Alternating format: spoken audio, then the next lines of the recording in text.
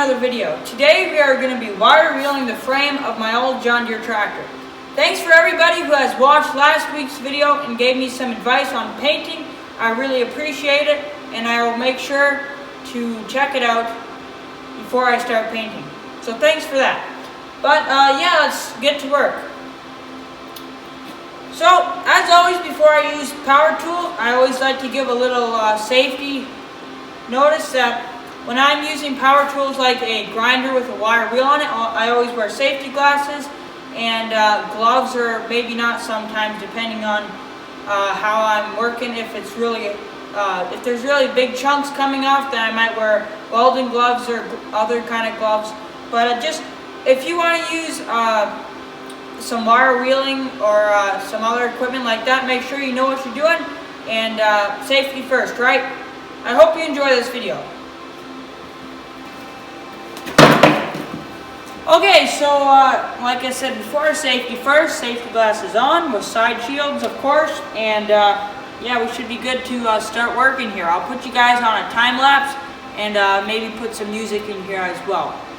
But yeah, what I'm going to do right now is just keep cleaning up the front axle, and then hopefully work on the rest of this front part, and then move on to the engine block. We'll see how far we get today, and I'll probably keep filming this, so I'll probably do multiple days in this video.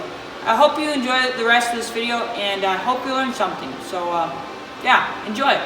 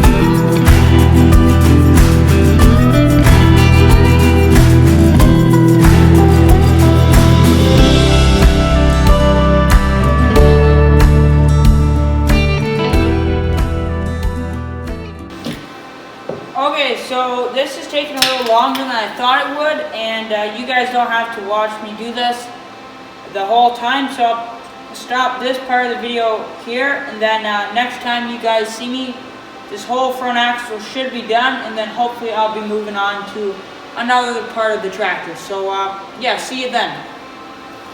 Alright, so you can see hopefully that I got most of the front axle done.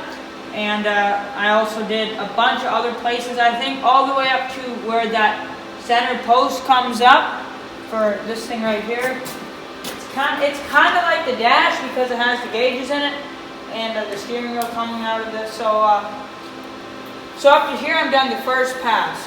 So what that means is I went over it all once, did a rough job. Now I'm going to go over it once more with sandpaper and some parts cleaner, and do a really good job. And you guys don't have to watch me do that because it's really simple, and I'll just keep working. I just thought I'd give you guys an update, and hopefully when you come back, I'm done to here, and you can look at what I've done so far.